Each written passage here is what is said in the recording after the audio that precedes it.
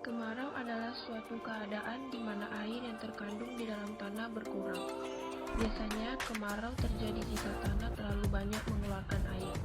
Hal tersebut disebabkan karena tidak turunnya hujan dalam beberapa waktu dan penggunaan air yang berlebihan oleh manusia. Kemarau terjadi di daerah yang beriklim tropis.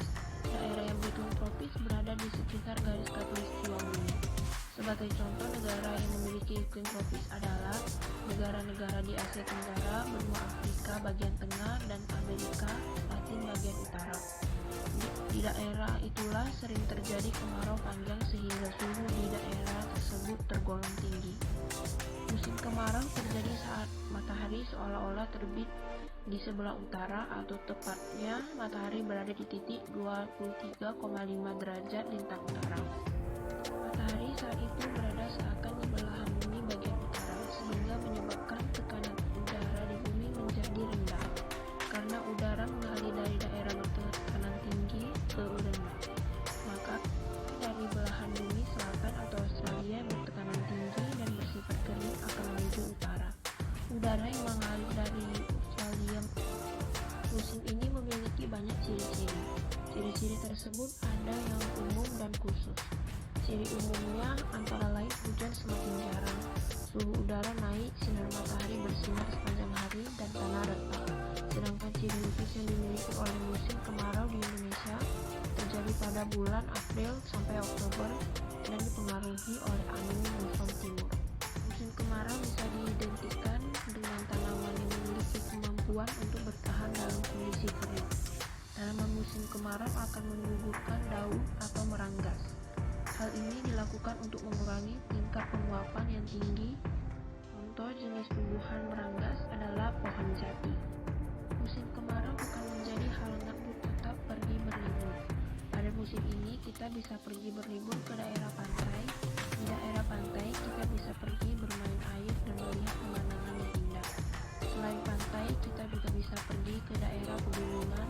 Di sana juga kita bisa menghirup udara sejuk dan banyak aktivitas yang dapat dilakukan.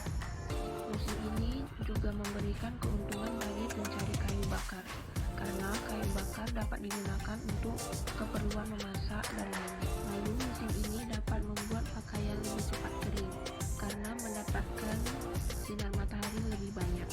Panas matahari dapat menguapkan air laut. Jika air laut diuapkan akan terbentuk garam. Proses pembentukan garam memerlukan sinar matahari atau suhu yang panas untuk hasil lebih baik. Selain dampak positif, musim kemarau juga memiliki dampak negatif bagi kehidupan sehari-hari. Beberapa penyebab yang disebabkan oleh musim kemarau antara lain kekeringan, kekurangan air bersih, dan meningkatnya suhu cuaca. Akibat dari kekeringan yaitu tanah menjadi gersang. Akibat dari kekurangan air bersih, sulit mencari air minum dan untuk air mandi. Yang terakhir, akibat dari meningkatnya suhu cuaca yaitu banyak menimbulkan penyakit, membuat cuaca menjadi panas, dan masih banyak lagi. Kekurangan air bersih adalah hal yang sering terjadi di musim ini. Hal tersebut terjadi karena rendahnya curah hujan. Semakin meningkatnya populasi manusia juga hal yang menyebabkan kekurangan air bersih pada musim kemarau. Penyebab lainnya adalah berkurangnya potensi ketersediaan air bersih secara signifikan, sehingga menyebabkan kekurangan air bersih pada musim kemarau tiba. Kemarau yang panas membuat banyak orang merubah gaya berpakaian. Mereka berinisiatif untuk menyesuaikan dengan keadaan yang ada. Kaos oblong adalah salah satu pakaian yang diminati. Modelnya yang sederhana dan berbahan katun membuat kaos ini lebih mudah menyerap keringat. Kaos tanpa kerah ini bisa dipadukan dengan celana pendek yang berbahan nyaman. Dari semua fakta yang ada dapat kita ambil kesimpulan bahwa sebenarnya musim kemarau memiliki banyak sekali manfaat. Tinggal bagaimana kita sebagai manusia mengelola dan memanfaatkannya dengan sebaik mungkin. Karena rata-rata dampak negatif dipicu oleh perilaku manusia sendiri yang kurang peduli terhadap lingkungan dan semaunya